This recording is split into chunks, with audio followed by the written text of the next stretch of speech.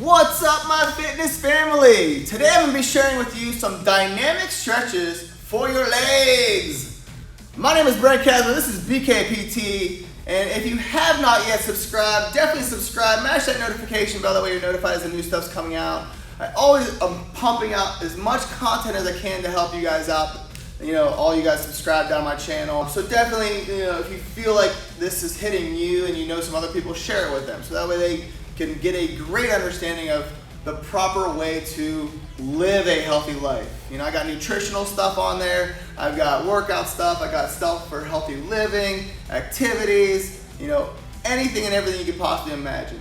So, you know, I do all this stuff for you guys, but if you don't want to sift through all these videos, and you just want to work with me, either go to my website, BrentKasmer.com, hit the work with button, send me a little note, and that way I can hit you up. I have an app that I work through with my online clients that develops the programs directly for what you are seeking, the benefits that you're trying to find, all right? So, that way you can take part in that 7-figure body blueprint, all right? My accelerated PT method, my Ignite meal planning system, and my accountability software, all right? No more though. Here we go. So we're going to go into our dynamic lower body stretches. So why do you do dynamic stretches warming up to do lower body exercises? So the dynamic stretches are completely opposite of static stretching. So I have also in there some upper body dynamic stretches in another video, so go back and check that one out as well if you're doing an upper body workout. So the lower body, so why you do dynamic? Dynamic is just literally, it's just movement. So you're trying to create movement before you go into like a weight-based or resistant-based exercise program. This just gets everything kind of lubed up and, you know, moving so that way you don't get hurt. So that's the key thing, you know, living a healthy lifestyle is trying to stay away from injury so that way you can keep on moving. You know, so that's the biggest part of it all. So static stretching is when you stick and hold a stretch. So you're gonna, like when you stretch your hamstrings out or you stretch your piriformis and glutes and, you know, your quads and calves and all those things out, it's the biggest thing is you're holding a stretch for like 6 to 12 seconds at a time, trying to elongate the muscle itself. We're not trying to elongate the muscle when we're getting ready to work out because your muscles aren't warmed up. So you need to make sure you're doing dynamic stretching and not static stretching prior to exercise. I know that was a lot, but I want to make sure you guys understand that, and most people don't even stay that long in the video, so that way I get the good stuff out in the beginning, and now you can actually watch the dynamic stretching. Here we go. So we're going to start off with just some basic, it's called a Frankenstein kick. So you're going to stick your arm out and you're going to kick across the body.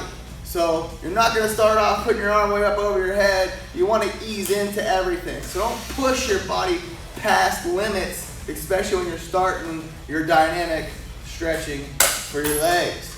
So you're just kicking across the body. There's no set repetitions. It's not like, okay, if you do 10 reps, you're going to be warmed up. You're going to do like 5 to 10. You might have to switch back and do 5 to 10 more. You just got to listen to your body. When you feel like you're warmed up, then you're warmed up and you're ready to go. So this is the first one, would be the Frankenstein walk. And you can do this walking or you can do it in one stationary spot. The next one's just going to be a butt kick. And we're just going to kick our heels towards our butt. As you can see, it's just movement. And you ease into a harder, fuller movement. Now we're going to go across your body to the opposite butt cheek. So now we're just kind of stretching that quad out a little bit further, diving into your hip flexors. So across the body, opposite butt cheeks. Now you're going to do a full swing with your legs. So it's full swing forward and backward. If you want to, you can grab a post, hold on to a railing, but you just want to make sure you're stable. Last thing you want to do is fall on the floor. And the last thing I want to do is fall on the floor in front of you. So you're just holding this, kicking up, forward and backward. Usually I would hold a post, not a PVC pipe. As you can see, I'm all over the place. Then you're gonna do the other side. So Just swinging that leg, getting that hip opened up. I mean, it's the biggest thing. Forward and backward. And we're gonna go across the body. So you want your hip over and back. So across the body, in and out. Just letting that hip, adductors, abductors, loosening up across the body. And then the other side. You never just warm up one side. Make sure you get them both. Now you can warm up one side more if you have issues and one side's bothering you. Another great thing to do before you work out is foam rolling. I've got tons of videos on how to foam roll properly, how to get the VMO, T-band, piriformis. You know, so all these things are pre-workout. So we have those. We're gonna do a little shift. So a side shift lunge. So you're just gonna hold a nice long stance, you know, like probably triple or quadruple shoulder width.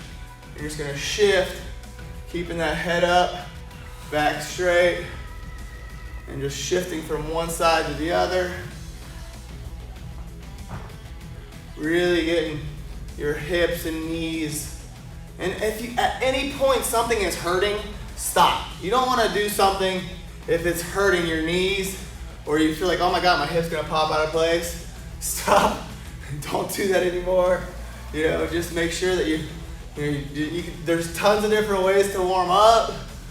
So no need to force the issue. Definitely don't wanna hurt. And another thing is to make note, take a note of it. Say, oh man, like when I'm doing this is how it feels. So that way you can share it with, you know, doctor, your trainer, physical therapist, whoever you're working with. So that way they can make the adjustments for you if you're not working with them. So shifting back and forth. Now we're gonna do some hip circles. So same thing. This is all dynamic stretching for the legs. Other way. So when I come in, I get warmed up to do legs. Not only do I run through some of these, if not all of them. Good. And then for your calves, just doing some rocking. So rocking back and forth. So rocking back on your heels and up on your toes. Just trying to get all of this loosened up. You can also do some knee circles. Just moving them around. Also just loosening your whole body down low. You never want to forget about your torso either, because you're thinking lower body. But you always want to get your spine warmed up as well. I mean, even when you're doing legs, if you're squatting, you know, you're gonna have your shoulders pinned back behind the bar. And like anybody knows that's, you know, making this a part of their life. You know, you bench really heavy one day, your shoulders are super tight, so you go to squat, and you can't even get your hands back, you know, behind the bar because your chest is so sore. So you want to make sure you get loose. Don't force it. All right, get loose. And then also, if you know you're going into like squats, stiff-legged deadlifts, exercises along those lines, you want to make sure like when you get into it, you don't want to just jump into like a set of 8 that's super heavy, super hard, and at your limit for those 8 reps. You want to, you know, go a set or 2 into it, you know, making sure your technique is right, everything feels good, so that way, you know, when you're in that motion and in that movement, everything's going right. If not, sometimes I have a lot of clients I'll have to do some glute activation stuff with first also, so that way they can get their glutes firing, because they sit so much during their day that their hip flexors, you know, are super tight, so therefore it's hard for them to get into that seated position. So if you can't get in the right position, it makes a big deal as well. I know, that was a lot of information. Hopefully you guys enjoyed it thoroughly, all right? Because I do this for you. So, you know, make sure you subscribe, mash that notification bell. Same thing, if you missed the beginning on who I am, my name is Brent Kasmer, this is BKPT. You know, definitely share this with people that you feel like, oh man, it's gonna really help my sister, brother, neighbors, whoever you feel, because they are big into exercise. You want to make sure they're doing it properly as well. Or you guys can both work with me, so therefore you guys are all on the same page and you can train together. All right? I will see you in the next episode.